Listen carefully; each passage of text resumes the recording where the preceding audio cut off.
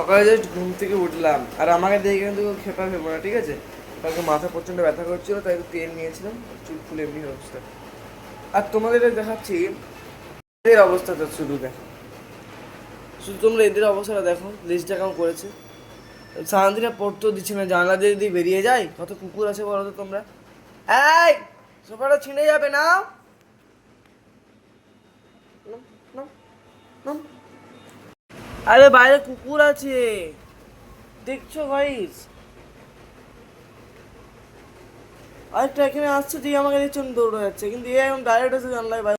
দেখো তোমরা, দেখো বেরিয়েই গেছে। আর উফ, মান কি করছে মা?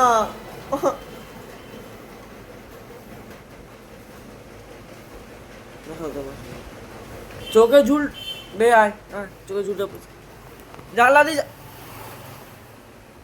এই ভগবান, মাঝে মাঝে মনে হচ্ছে মাথা ধরে থাবড়াই।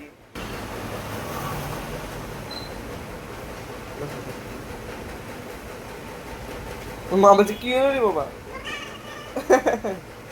শান্ত হয়ে গেল। ভগবান আমার মায়ের পিছনে মায়ের সঙ্গে